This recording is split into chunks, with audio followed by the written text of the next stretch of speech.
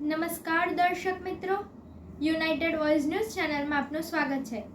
ધાર્મિક પ્રસંગો તેમજ અન્ય સમાચાર માટે નીચે આપેલા નંબર પર અમારી ચેનલનો સંપર્ક કરો તેમજ આ વિડીયોને લાઇક કરો, કમેન્ટ કરો, શેર કરો, સબસ્ક્રાઇબ કરો અને બેલ આઇકન પર ક્લિક કરો।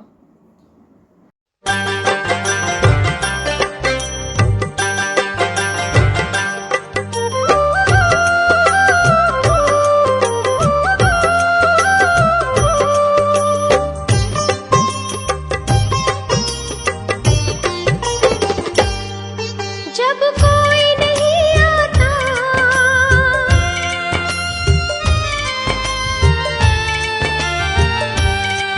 जब कोई नहीं आता, मेरे दादा आते हैं।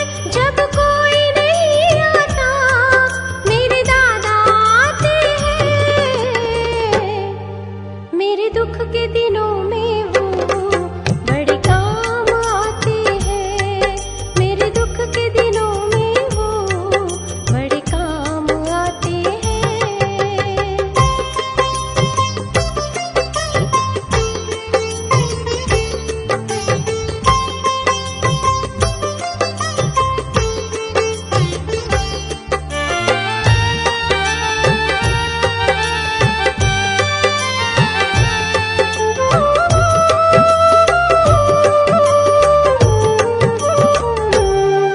मेरी नैया चलती है, पतवार नहीं होती।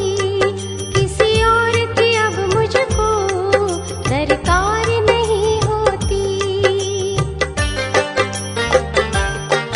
मेरी नैया चलती है, पतवार नहीं होती। किसी और की अब मुझको दरकार नहीं होती। मैं डरता नहीं जग से,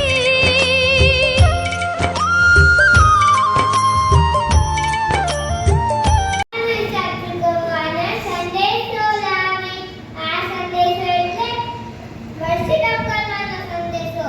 આ સંદેશાને ઝીલી લઈને મારા મામા મામી સજોરે વર્ષિતને આડા દમા જોરાઈ ગયા। એનામાં એક દિવસ ઉપવાસ અને એક દિવસ પ્રયાસ કરવાનો। આ એક દિવસ નહીં, એક મહિનો નહીં, 14 મહિના કરવાનું। આવું કરતા ક્યારેક તાવ પણ આવે, ક્યારેક માથું પણ દુખે, ક્યારેક લગ્ન પ્રસંગે પણ જવાનું થાય અને ક્યારેક ફરવા જવાનું થાય, છતાં પણ એક પણ ઉપવાસ છોડવાનો નહીં। આવું તો મારા મામા મામીની સાથે મારા પપ્પા, બાઉભાઈ અને દેવાંશી બેને કર્યું છે। એક દોસ્ત તપસ્યાની આપણે તો ખૂબ ખૂબ અનુમોદના કરીએ છીએ અને સાચા પૂછીએ છીએ। તપસ્યા અપનાવો, આજ સૌ છો સમજુ નહીં જાણા। તપ પૂર્ણાહુતિ ના આડા તાણા, સાચા ભૂલક થાય સૌના પારના, અંતરથી આપીએ લાખો વધાવના। તો આપ સૌના પારના ખૂબ સુખ સાચા ભૂલક થાય એ જ શુભભાવના દે। અને કારેલી બાગ જૈન સંઘના જે પારણા છે એ અલાગ્રાણ પારણાના હિસાબે મારો વર્ષની તપ આજે સારી રીતે થયો છે। હું ગર્વપૂર્વક કહી શકું છું, ખરેખર એની વ્યવસ્થા ખૂબ ખૂબ ખૂબ મંજૂર છે। એમાં કોઈ કહી શકતા કે અને બીજું સાંજના દેવતા ધવલ અને અમી એ ઘરના મેમ્બરોનો સપોર્ટ વગર તો થઈ શકે નહીં। એમાં મારી ખૂબ જવાબદારી છે, અમારું ખૂબ ધ્યાન રાખ્યું છે।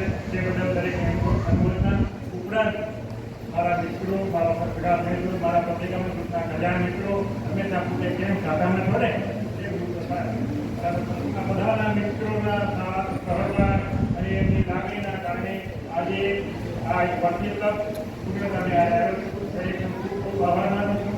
અને એક વાતનું જરૂર ચોક્કસથી કહીશ, ઘણા બધા લોકોને ખબર નથી હોતી, પણ ઘણા બધા લોકો આપણે ઇન્સ્પિરેશન જોયું।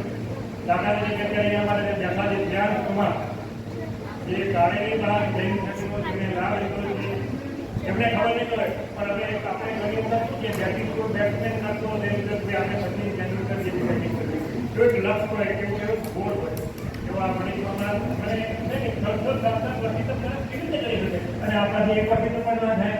એટલે આવા ઘણા બધા આપણને એમાં ઇન્સ્પિરેશન મળતું હોય છે।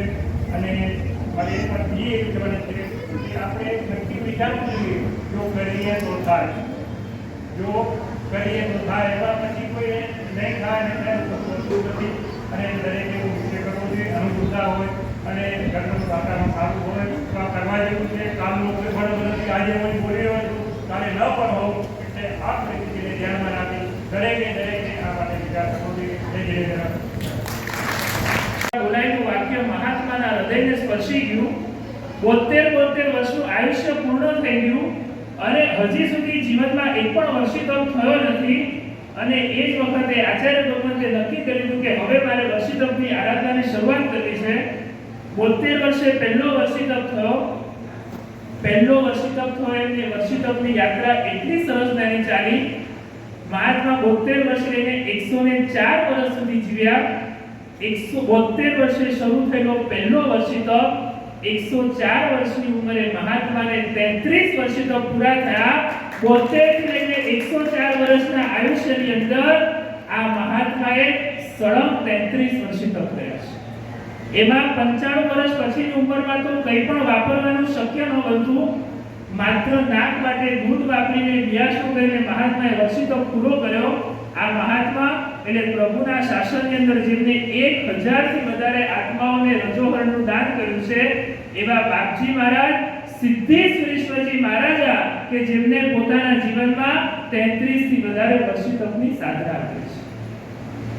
વર્ષિતમ અભિવંદન ઋષભજીને અભિવંદન.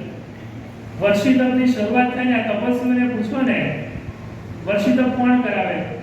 વર્ષિતમ આપણે કરી શકીએ?